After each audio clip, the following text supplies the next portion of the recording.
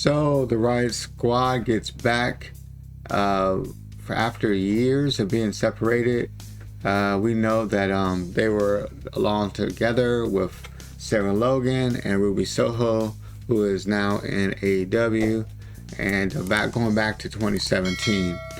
And they came back for Ruby Soho's wedding. She's married to Angelo Parker. Congratulations to them being married. I hope it lasts as long as it can. My bad, man. I don't know. That's a nigga that's divorced. I can tell you never know. I hope it lasts. But they've been in relationships since 2023, so still fairly new. I'm not gonna lie. But anyway, Liv Morgan, Liv Bay Morgan. I'm sorry, Liv Sexy Bay Morgan. I'm gonna throw the sexy in there. Took to her IG, uploaded her photo of herself, of Valhalla and Ruby Soho, or Sarah Logan. And so it was pretty cool seeing the photo. And here's the photo right here. And also, most important news out of the bunch wasn't the marriage. It was that Liv Bay Morgan recently claimed she was single. So, yes, there is a small little 0.1 chance, 0.1 chance. I got a chance. Of course, some of you guys are gonna run with it and say you don't have no chance. But anyway, I thought that was even more important news of the day. So, but anyway, that's pretty much it. So, Mercedes Mone is back in the news regarding comments made by her haters. And the most popular of the haters is Eric Bischoff, who's been somewhat critical of Mercedes Mone regarding her mic work, saying that every time she gets on the mic, it just makes her character and what she has worse. Some of the similar words. I'm being a lot nicer. Basically, you know what? Fuck it. I'm just gonna say what he said. He says every time she gets on the mic, she reduces her stock in every single promo, which I thought was kind of mean. It was a little bit too much. I'm not gonna lie. But it's not right. It's not right. So Mercedes Mone went to her IG and she posted a sexy picture of herself, because she is sexy, by the way. And she said, just a little PSA from the CEO. I see you in the ring at Double or Nothing. Basically, she is fucking smart. What she did is she got the algorithm. She went to her account, posted the picture, and now her Instagram is making more money, because you make money with content.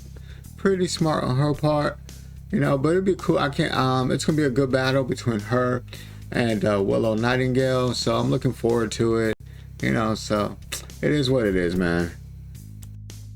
So Rikishi says he has no problem ruling out replacing Paul Heyman in the Bloodline. So on his podcast, Rikishi Fatu off the top, he was stating that pretty much every time I leave the game, they pull me back in or whatever. I guess. I don't know what the fuck he's talking about. We're just talking, bro. This is just talking wrestling. That's it at the end of the day. But anyway, he says, I've been saying it, and we'll see it. You won't see it coming a mile away. He throws that in there. But he says he throws his name in the hat. And at the end of the day, we're going to make sure we're going to be an even playing field for the Bloodline on both sides.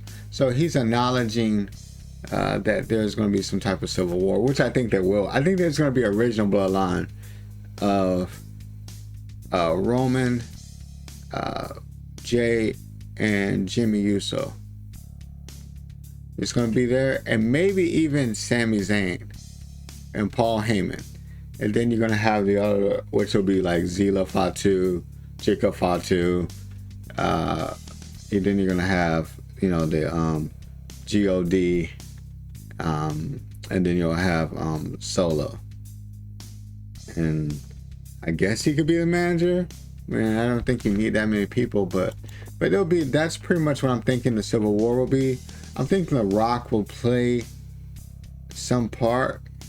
He might be the leader of the new Bloodline or what have you, because he is really close to Haku, what have you. But anyway, yep. All right, so Ricky Starks is back in the news. Basically, Ricky Starks was like a really key player in like 2020, 2021, maybe up to like 2022, somewhere around there. He was a key player because he had one of the titles. I think he had one of the titles. So, but anyway, but he's facing a really tough time right now because in an interview with What Culture Wrestling, shout out to those guys, he was just talking about because they're cool. I reached out to them way years ago on a different channel. They were really cool with me about content. That's why I like to shout those guys out even more. But anyway, so he was just talking about his future in AEW when he was asked. He says, also he was asking about All In last year in London, and he was just saying he has no idea of what's really going on, if anything is planned for him. But regarding All In, he says, the idea of WrestleMania, and our WrestleMania, our closest thing to it would be All In, and I was a little disappointed that I wasn't able to be in it, but I don't want to say and jinx it that I say I'm going to be in it this year or not be in it for sure, because he says he's kind of superstitious and so forth. And he was just also saying, when asked, is he going to be on television soon, he was just saying, I don't know what's going on right now. I'm kind of in a shitty space, and I have no clue what's going on with me.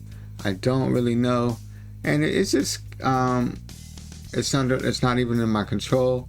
But hopefully you'll see me back on the screen. So it just gives the idea that it is really hard when you have so many people on your roster to make it to put people on TV when you only have a certain amount of TV time with a very big roster. But Ricky Starks is massively talented. I thought he could talk on the mic. I thought he had charisma. I thought his in-ring skills was really good. But it happens, and then hopefully they'll find a spot for him, and because he definitely should be a mainstay on TV. If not, you might see him in the WWE very soon because he has friends over there as well.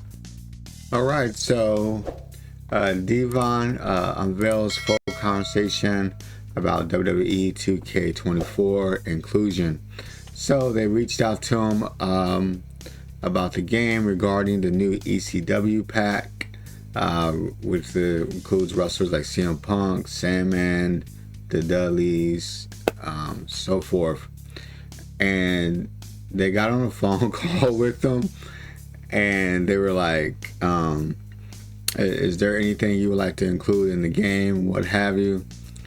And he goes, well, first of all, am I getting paid? Smart man, make sure you get your money for anything. Make sure you get your money, man. You can give them information, they can take it, and you don't get paid at all.